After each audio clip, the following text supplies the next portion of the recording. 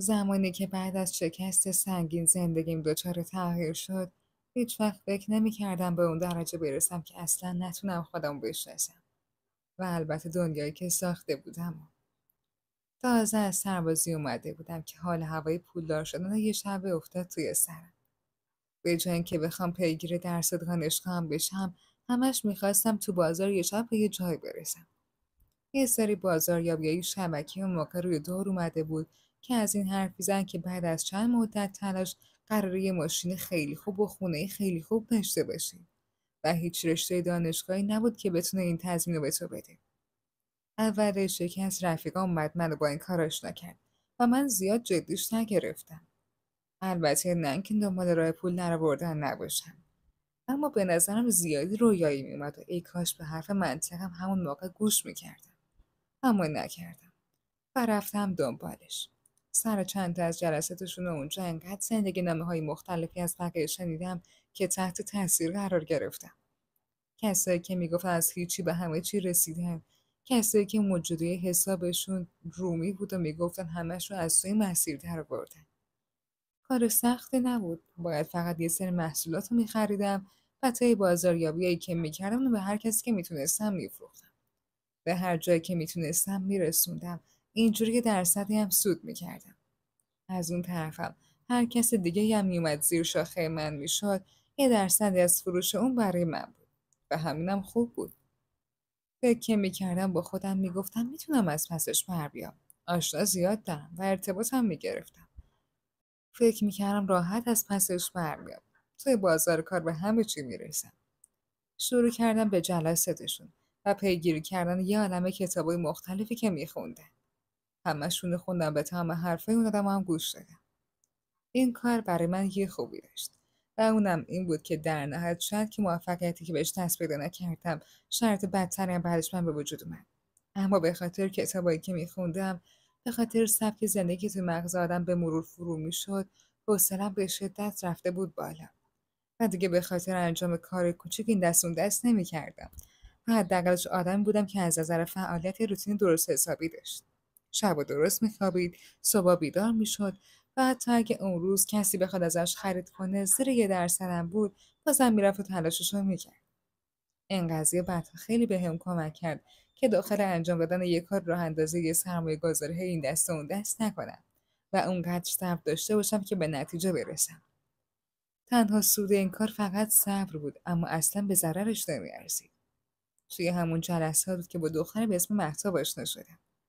دختری به شدت زیبا و جذاب و اونقدر خواستنی که نه تنها توجه من، بلکه توجه هرچی پسر مجرد و جوون داخل جلسات رو جلب کرده بود. و شنیده بودم که تا حالا پسرای خیلی زیادی داخل جمع دست رد زده و قلبشون رو شکونده. البته دخترای دیگه هم بودن، اما مهتاب برای من به شکل دیگه‌ای جذاب بود. جوری که نمیتونستم دست از فکر کردم بهش بردارم. و رفته رفته برای من از یه خوش اومدن ساده تبدیل شد به کسی که شب و روز بهش فکر میکردم و یه جورایی انگیزه منو چندین برابر میکرد.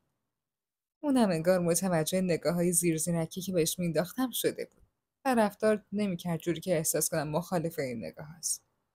اونم بهم نگاه مینداخت. اونم بهم توجه میکرد و منو متوجه شده بودم. اما به خاطر حرفی که بقیه میزدن، اینکه دست رد به سینه چند نفر زده باعث شده بود بترسم و نتونم پا پیش بذارم. تا اینکه بالاخره یه روز خودش اومد جلوی من، اصلا انتظارشو نداشتم. با بچه‌هایی که داخل یه گروه یه جلسه بودیم که هممون زیر مجموعه یه نفر حساب می‌شدیم، برای تفریح ساده یه روزه رفتیم سمت خارج شهر و در حالی که همه مردا داشتن داخل حیاط کباب می‌زدن و بقیه زن‌ها داخل خونه بودن و من همش رو مهتاب نگاه می‌کردم. و اون فکر وسوسه انگیزی که افتاده بود توی سرم داشت دیوونه‌ام می‌کرد. یادمه که هوای اون روز داشت خنک می‌شد، اما هنوز گرمای خودش رو داشت. برای همینم اکثر کسایی که اونجا بودن لباسایی که همچنان مال تابستون بود و پوشیده بودن و مهتابم دقیقا یه لباس بلند نخی پوشیده بود که تا اونجا شوکه بود و هیچ بازی نداشت، اما زمانی که به سمتش باد می‌وزید باعث میشد پارچه لباسش کاملا فیت تنش بشه و اون لحظه بود که نمیتونستم که چشمامو از روش بردارم و فکر این که همچین دختر خوشگلی، همچین دختر همه چی تمامی اینجا هست، نگاه کردم بهش عقل از سرم میپرید و اینکه اون از من خوشش میومد. اونم همین حسی که من بهش دارم بهم داشت دیگه دیوونه‌ام میکرد. مدام به بهونه‌های مختلف سعی میکردم برم توی خونه و ببینمش. البته توی خونه بادی نمی‌وزید، ولی همین که تصورش میکردم برام کافی بود. تا اینکه توی حیاط به هم برخوردیم و هیچ کس دیگه‌ای هم نبود و مهتاب ریز ریز خندید و گفت آقا حسام نظر چه کمی نگاهتو کنترل کنی، حداقل جلو بقیه من یه لقمه چپ نکنی. منم که اصلا انتظار نداشتم انقدر رک و سری بره سر اصل مطلب، داشتم شوکه نگاش میکردم و با خودم میگفتم شاید اون لحظه که باد میومد متوجه نگاه من روی بدنش شده و دیگه از من خوشش نمیاد. اما قبل از اینکه حتی بتونم از شوک در بیام و توضیح بهش بدم یا حرفی بزنم، خود مهتاب بهم گفت که از من خوشش میاد و اصلا موردی به این نداره که من بخوام بهش توجه بکنم. حتی خوشحالم میشه و فقط به خاطر اینکه داخل جمع جلوه بدی نداره خواسته که این حرف رو بهم بزن. از اون به بعد دقیقا داخل همون جمع و هر روز پیامکای من و مهتاب شروع شد. دیگه به صورت مستقیم نگاش نمی‌کردم. همش دور براش نمیچرخیدم. اما اون برام عکس میفرسته. در حالی که تو جمع همه فکر میکردن اگه ما سرمون تو گوشی رو داریم کاری خودمون رو میکنیم حتما حوصله‌مون سر رفته و فکر رو نمیکردن که من و مهتاب بخوایم اینقدر صمیمی بشیم. من و مهتاب داشتیم به همدیگه پیام میدادیم و بیشتر و بیشتر همدیگه رو میشناختیم. احساس میکردم دختر خوبیه و از همون یکی دو هفته اولی که باش دوست شدم احساس کردم که میخوام باش ازدواج کنم و تا آخر عمرم اونو توی زندگیم داشته باشم. پسر توی دوره محدود قبل از اینکه ضربه‌های زندگی بخواد اونا رو تغییر بده، با اولین دختری که آشنا میشن و بهش احساس پیدا میکنن تا ته برنامه ازدواج رو میرن و هیچ وقت اونو بازی نمیدن یا صرفا رو برای سرگرمی نمیخوان. و بعدها هستن که هم دختر و هم پسر بعد از تجربه‌های بعدی که پیدا میکنن تغییر میکنن. منم همون عشق پاک و اولا داشتم، همونی که میخواستم تا آخر عمر توی زندگیم نگه دارم. و فقط چند هفته لازم بود تا بفهمم چقدر بهش عادت کردم و چقدر دورش برام سخت و احساسات دیگه نسبت بهش دارم قویه. مهتاب همه چیش خوب بود. ظاهرش عالی بود، اخلاقش خوب بود و تقریبا تمام ویژگی‌هایی که من روزی میخواستم همسر آیندم داشته باشه رو داشت. فقط یه بدی داشت. اونم این بود که زیاده خواه بود. به شدت زیاده خواه بود و از متوسط چیزی راضی نمیشد. با اینکه سطح مالی خوبی نداشتن، اما میدونستم که اکثر لباس‌ها و وسیله‌هایی که استفاده میکنه اصلی یا گرونه. خودش بهم میگفت که حاضر چندی ماه تمام سود و پولش رو جمع کنه تا فقط بتونه یکی از وسیله‌هایی که میخواد و اون اصلی و بهترین حالتش رو داشته باشه. شاید توی نگاه اول ویژگی خوبی به نظر بیاد و بگی خوبه که یه دختر داره پس انداز کردن و هم از الان یاد میگیره. اما قضیه این بود که توقعاتی که مهتاب از همسر آینده‌اش داشت خیلی بالا بود و انتظار داشت من جوری اینو حمایت کنم و ساپورت کنم که اون احساس نیاز به هیچی نکنه.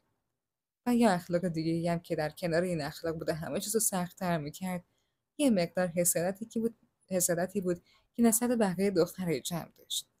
دخترایی که از نظر مالی توی شرایط بهتری قرار داشتن و خریدای سنگین و گرونتری انجام میدادن. از محصولات شرکت هر دفعه که میفهمید اونا خریدن، با اینکه در جریان بودم محصولات قبلشون نفروخته بعضیشون رو برداشت و خودش داره استفاده میکنه و هیچ سودی دریافت نکرده، بازم از من میخواست که براش بخرم. یه جورایی پول دادن و پول خرج کردن من یه جور وظیفه میدید و اگه که انجام نمیدادم جوری بهش برمیخورد که اصلا ناراحت میشدم. تو این زمینم شوخی نداشت و بارها بهم نشون داده بود که اگه چیزی رو میخواد بهش ندم و اونقدری که ازم توقع داره براش حامی نباشم، ممکنه که منو بذاره کنار و بره و منم که اونقدر عاشقش بودم که حاضر بودم برای اون هر کاری انجام بدم.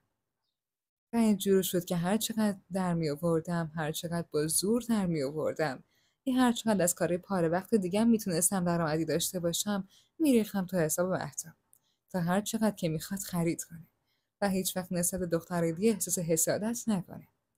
از اون برم سراغ من نیاد و دعوا را نندازه و من تونستم با این رفتار یه چند مدت مهتاب تو زندگیم نگه دارم و چیزایی که میخواد و بهش بدم. چه از بهترین رستورانایی که میخواست بره، چه از خریدای گرونش و چند تا از نظر حمایت مالی. اما از جایی به بعد دیگه واقعا پولی نداشتم، دیگه هیچ درآمدی برام نمونده بود و به حدی رسیده بودم که خودم حتی اگه میخواستم برم برای خودم یه دونه تیشرت بخرم اونقدر پول تو حسابم نداشتم. اگر تا یه روز اتفاقی میافتاد که من مجبور میشدم بیشتر از حدی که روش فکر کرده بودم که اونم معمولا پول بنزین و چیزهای دیگه بود خرج کنم، کاملا توش میموندم. وای به اینکه اگه ماشین چیزیش میشد یا از سمت خونه چیزی ازم میخواستن. خیلی زود داخل 3 کار مشغول به کار شدم. یکی همون فروشندگی بازاریابی پاره وقت، یکی هم داخل مغازه فس‌فودی که آخر شبا میرفتم کار میکردم، و تاکسی که بابا با ماشین دستم بود. انجام میدادمشون و هیچ کدوم از این درآمدها و این شغلات تو جیب خودم نمیرفت پولش. همشون بلا استثنا برای این بود که برای مهتاب خرید کنم یا بهش پول بدم یا برای خودم خرید رو بکنم. تا یه مدت اوکی بود، اما بعد از اینکه پولم تموم شد فهمیدم که توی دردسر افتادم و دارم مهتاب رو از دست میدم. برای همینم از روی ترس هر چقدر که میتونستم از بقیه قرض میگرفتم، از فامیل، آشنا، خانواده، همکار، خلاصه هر کسی که به در دستم میرسید. خیلی زود به جای رسیده بودم که همه ازم طلبکار بودن و مدام خبر پولشون رو میگرفتن. اون شغلی که روزی رویایی راجبش حرف میزنن و میگفتن چند ماه به سود میرسی، حتی بعد از 2 سالم نتونست اونقدری که باید بهم سود بده. با اینکه من واقعا میتونستم محصولاتم بفروشم. از صبح تا شام دنبال این کار بودم و حتی خیلی وقتا از خودم زده بودم که این کار رو رها نکنم، به بازاریابی ادامه بدم. اینجوری هم نبود که اصلا سودی نداشته باشه. یه سود خیلی کمی داشت، اما اونقدری نبود که بتونه بدهیای منو صاف کنه، یا اونقدری نبود که بتونه از پس هزینه‌های مهتاب بر بیاره.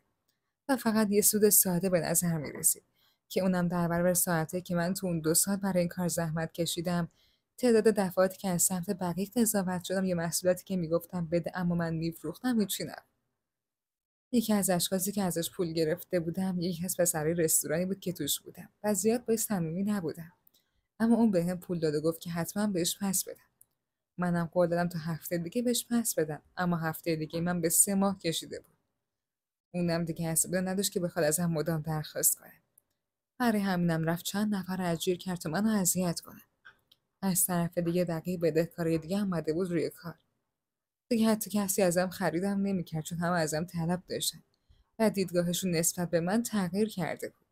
جوری نبود که دیگه بهم اعتماد داشته باشن و محصولاتم بخوام بخرم. بازم تا یه جایی میشد این کار رو ادامه بدم. اگه مهتاب یکم درکم میکرد، دست از سرم برمی داشت، خیلی خوب بود.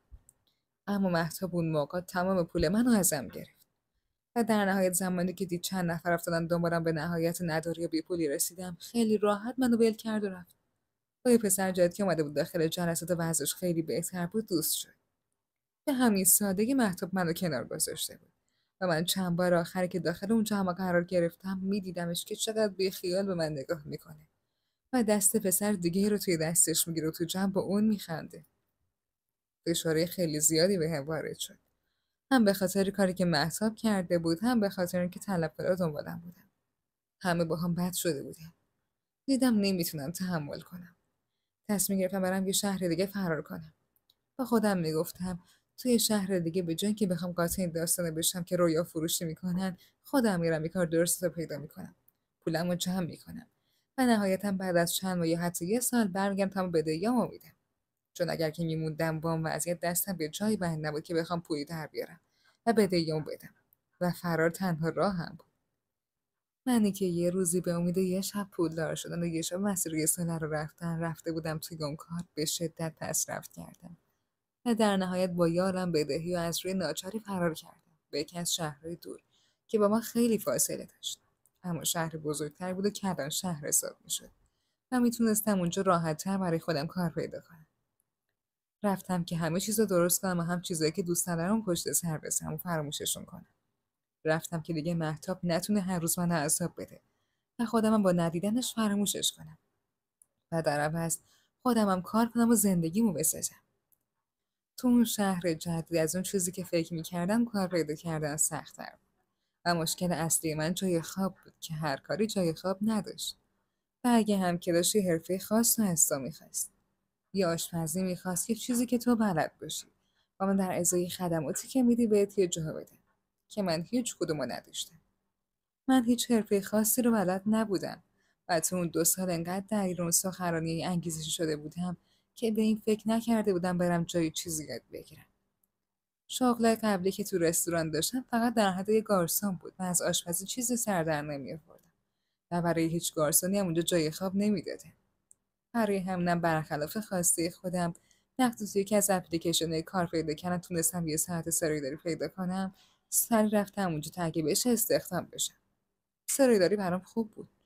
هم خونه داشتم، هم یه حقوق ناچیز بهتر از این بود که بخوام چند روز توی شهر سرگردون بچرخم به هیچی هم نرسم. زمانی که رفتم برای مصاحبه فکر کردم که یه خانواده اونجا باشه، اما نه. نه خبری از شوهر بود، نه خبری از بچه بود. بلکه زنی که تقریبا سن و سال بالایی داشته میتونستم حدس بزنم که بین 50 تا 60 سالشه از من مصاحبه کرد و بعد از یکم ارزیابی قبول کرد که من سرایدارش باشم. چون میگفت که باغبونم نیاز داره و اگه که من 2 تا کار همزمان انجام بدم قبولم میکنه و من با اینکه از باغبونی هیچی سر در نمیآوردم به دروغ گفتم بلدم و بعد با خودم گفتم میرم دنبالش رو یاد میگیرم که باغبونی چه مهارت‌هایی نیاز داره. زنی که اسمش شهین بود و بنا به دلایلی که من اطلاع نداشتم اون همه سال تنهایی مونده بود، یکی از پولدارترین آدمایی بود که من توی عمرم دیده بودم. حتی خونه‌ای که توی زندگی میکرد فقط یه خونه ویلای معمولی نبود، یه چیزی شبیه عمارت بود که من سرایدارش بودم. حتی چند وقت اول حتی نمیتونستم بفهمم این خونه چند تا اتاق داره. خونه یکی از خونه‌های حاشیه شهر بود توی منطقه به شدت پولدار نشین که بعدها فهمیدم هر کس ساکن اون محل است از پولدارای اصیل اون شهره. چند مدتی که گذشت کاملا داخل کارم جا افتاده بودم و داشتم هم پول در می‌آوردم، هم از آرامشی که بعد از مدت نصیبم شده بود لذت می‌بردم. این که دیگه خبری از درخواست غیر منطقی مهتاب نبود، خبر از این که بخوام جلوی چشم ببینم به خاطر پول کسی دیگه رو انتخاب کرده نبود و از همه مهمتر دیگه دست طلبکارم بهم نمی‌رسید. این خوبیای کار من بود. چند مدتی همه چی آروم بود و من زیاد برخوردی با شهین نداشتم که یه روز زنی که تقریبا همسن سال خودش شهین حساب میشد به خونه اومد با یه عالمه چمدون و میشد حدسد که از یه سفر طولانی خارجه برگشته. بار اول که دیدمش فکر کردم شاید یکی از دوستای شهین باشه، اما بیشتر که شناختمش فهمیدم که خواهر کوچیک‌تر شهینه. البته کوچیک‌تر فقط به اون معنی که 5 سال اختلاف سنی دارن. اونم زنی جا افتاده حساب میشه. بعد از اینکه شهر خواهر شهین اومد داخل، اوضاع تغییر کرد. کارها و درخواستایی ازم میشد که تا قبل از اون امکان نداشت برای من پیش بیاد. چون من مدتی که فقط با شهین توی خونه بودم حتی یه بارم منو صدا نزده بود که بخوام داخل خونش رو ببینم یا واردش بشم. اما شهره به محض اومدن از من میخواست که برم تو خونه، اونجا که با عظمت شدید خونشون آشنا شدم کاملا هنگ کرده بودم. چند از چمدوناشو خالی کرده بود و میخواست مابقی رو بالای کمدش قرار بده. برای همینم صدام زده بود. یادمه داشتم کارش رو میکردم و چمدونا رو با زور سعی میکردم توی قسمتی که گفته بود جا بدم که وقتی سرم پایین آوردم صحنه دیدم که اصلا فکر نمیکردم برای من وسوسه انگیز باشه.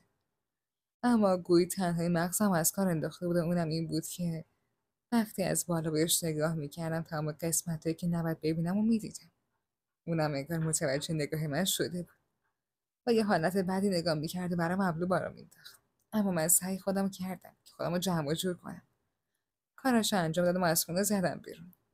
با حال هوای خیلی عجیبی که داشتم میفهمیدم که دارم دوباره اشتباه میکنم. دوباره وارد مسیری میشم که خیلی شاید برام گرون تموم بشه.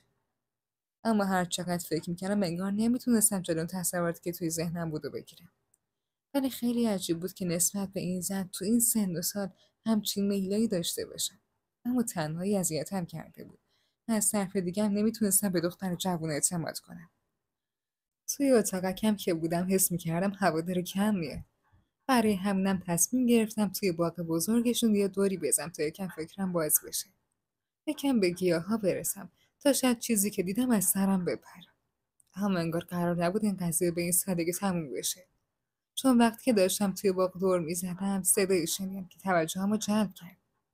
من وقتی که رفتم سمت زیر پنجره ویلاشون شنیدم که اون دختر که تازه اومده بود داشت به اونی که صاحبکار اصلی من بود میگفت من خیلی پسر جذابیم و از نظرش هر کاری که لازمه رو میکنه تا منو به دست بیاره.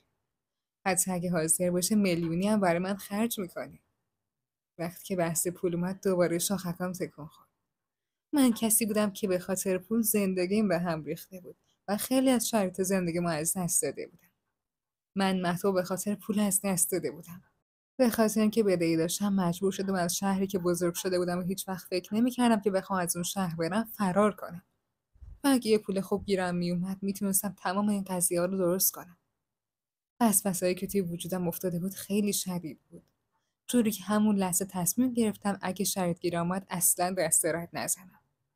چه بالاتر از این بود که هم به خودم میچسبید این قضیه و هم خودم میتونستم به یه حس خوب برسم، همین که پول گیرم میومد. این بهترین شرایطی بود که میتونست برای من پیش بیاد. و حالا مگه مهمه که طرف مقابلم کی باشه یا چند سالش باشه؟ نباید با این حساسیت الکی با این چارچوب با این شهری که داشتم از دست میدادم. از همون روز چنان حال و هوای پول توی سر من افتاده بود که هیچی نمیفهمیدم.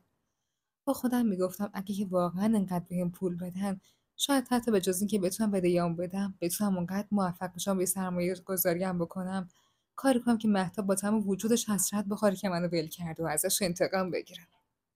فکری که مثل وسوسه افتاده بود توی سرم. فقط در حد رویای زودگذرم نبود. جوری بود که همش فکر میکردم اگه بخوام مغازه‌ای بزنم، چرا مغازه‌ای بزنم که بیشتر سود برام داشته باشه. بعد کجا بزنم این مغازه رو اصلا؟ رستوران میزنم بهتر بود یا مغازه؟ شایدم کافه. چه محلی از همه جا گرونتر و بیشتر توی چشمه؟ اما چند روزی که گذشت و خبری از شاهین نشد فهمیدم زیادی دلخوش بودم و دوباره ناامید شدم. داشتم با حالت ناراحت و افسرده قبلی خودم برمیگشتم و حسرت چیزایی که از دست داده بودم دوباره احساسشون میکردم.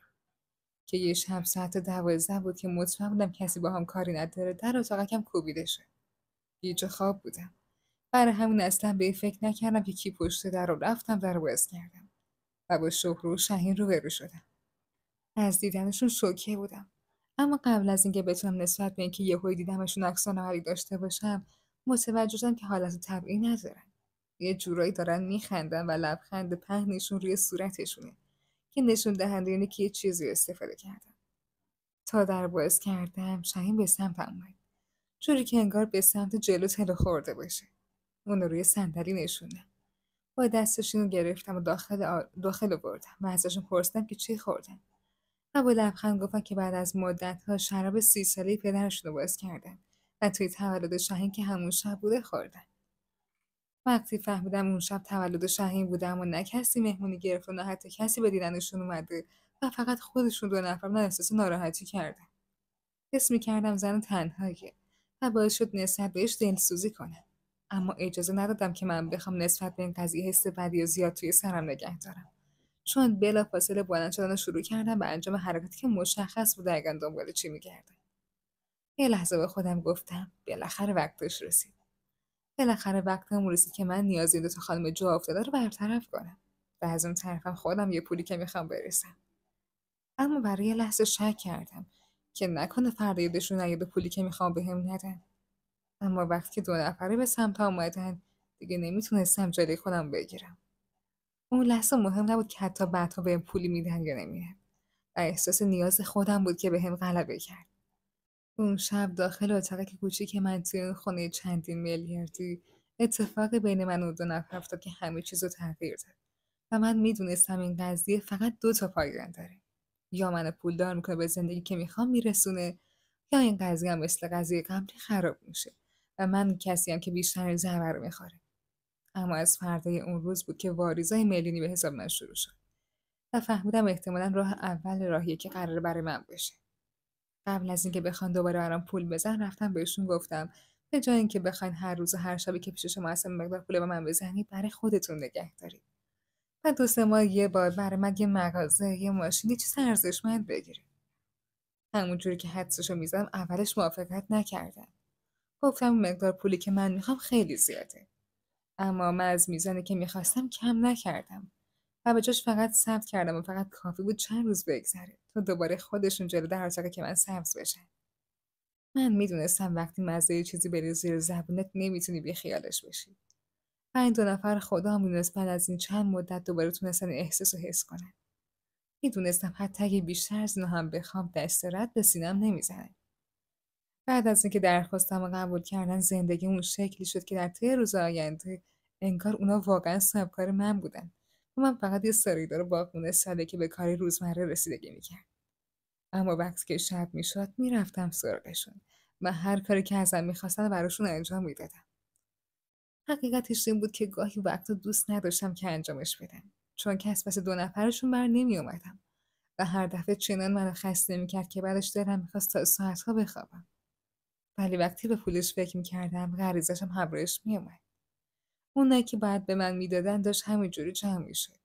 هر دفعه من از فهمیدن مبلغش خوشحال‌تر میشدم و بالاخره 3 ماه اول تموم شد و یه پول گنده به حساب من واریز شد.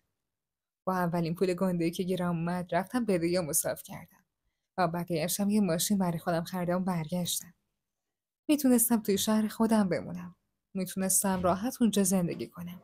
و دیگه خبری هم از طلبکارا نبود. اما کدوم آدم عاقلی هست که بخواد منبع گنج رو ول کنه و معدن پر از الماس رو ول کنه و برگرده به چیزی که قبلا بوده. به بقیه میگفتم رفتم یه شهر دیگه دارم یه کار خیلی سنگین انجام میدم و از صبح تا شب سر کارم. و بقیه هم فکر می‌کردن حاصل سخت‌کوشی خودمه. البته زیادم اشتباه نمی‌کردم. اما سخت‌کوشی داریم تا سخت‌کوشی. یه مدت دیگه هم گذشت و من دوباره داشتم پول در می‌آوردم. آماده بودم که مغازه‌ام بخرم که یهو سر و کله برادراشون پیدا شد. کسی که من اصلا آمادگی حضورش توی اون خونه رو نداشتم.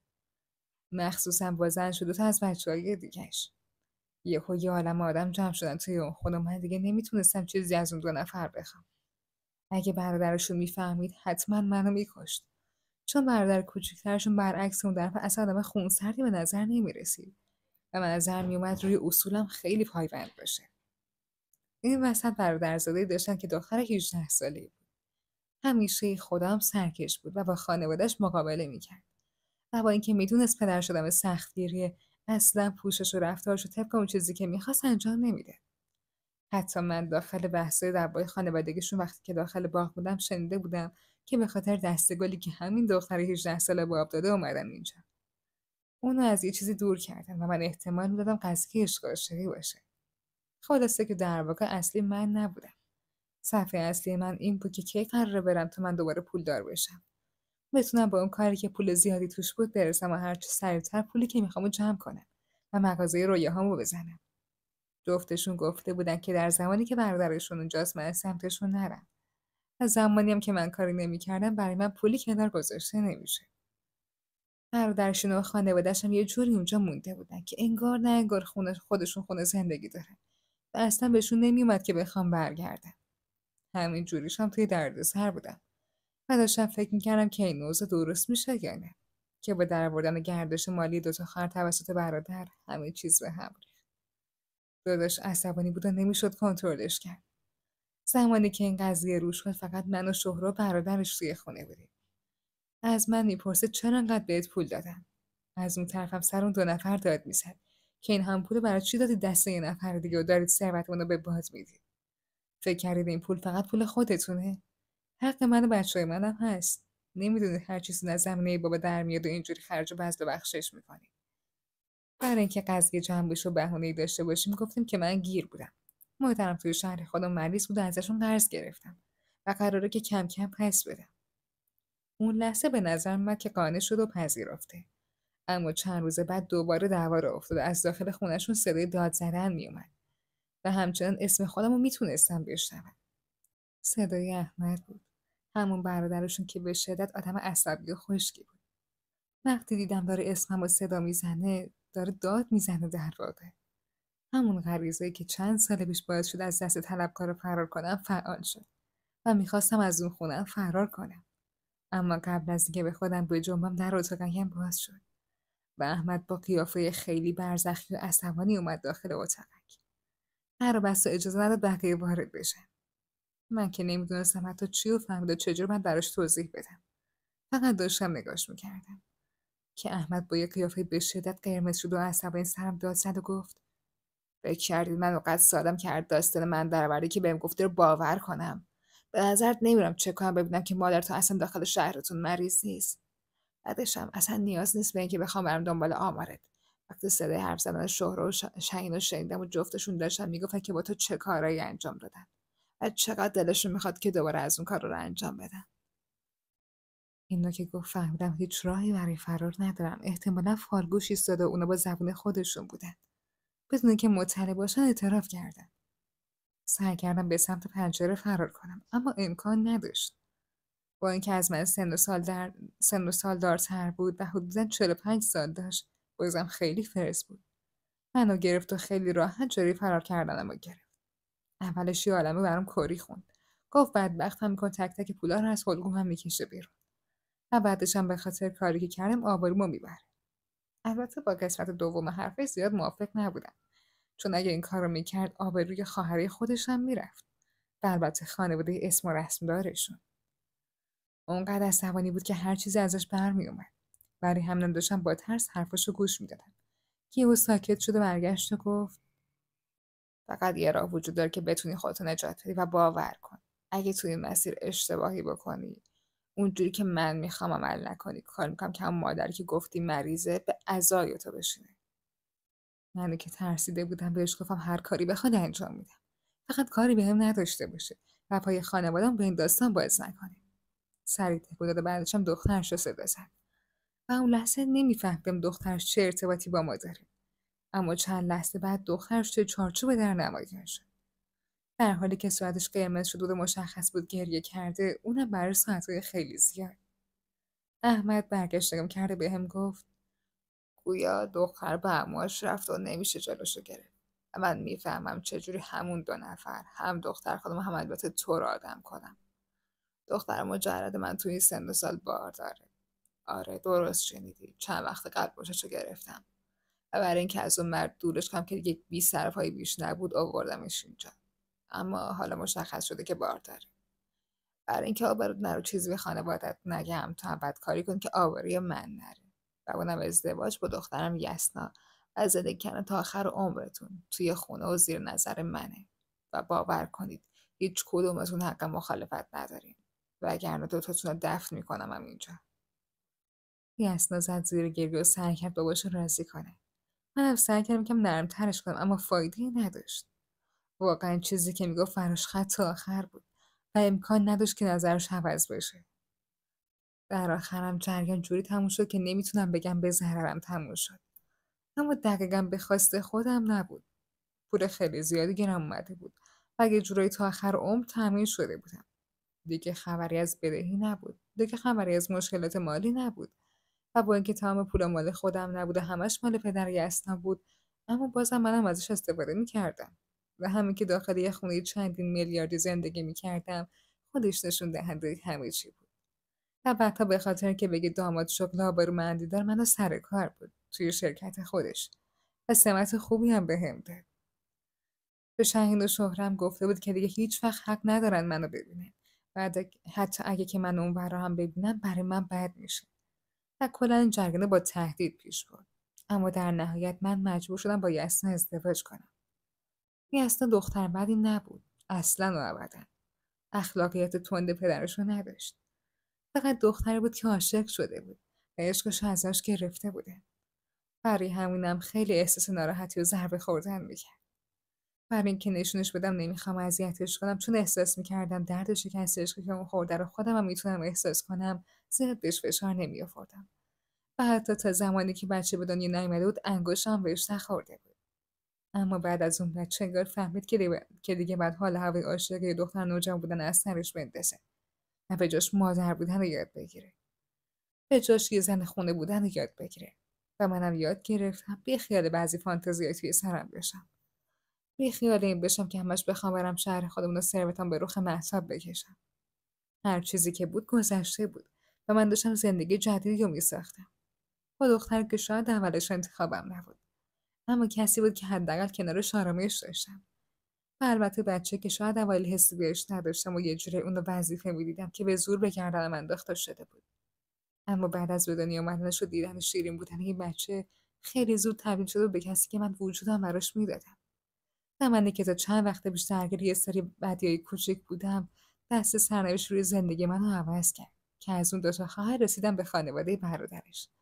و الان داماد یه خانواده به شدت پولدار بودم و میتونستم حتی با تحمل حسابم بارها خواستهای قبلی که داشتم به تحقق برسونم. چند سال بعد وقتی که احساس درون قلبم نسبت به یزدان پیدا شد و البته اونم احساسی نسبت به من پیدا کرد، فهمیدم قضیه اصلا چیز نبوده که به زور وارد شده بودم. همش داخلش خیریتی وجود داشته و الان من خانواده خوبی دارم که حاضر نیستم اونا رو با هیچی عوض کنم. و حتی اگه بین ثروت زیادم و یسنا و بچه بخوام انتخاب کنم، قطعا انتخاب من یسنا و بچه‌م بوده.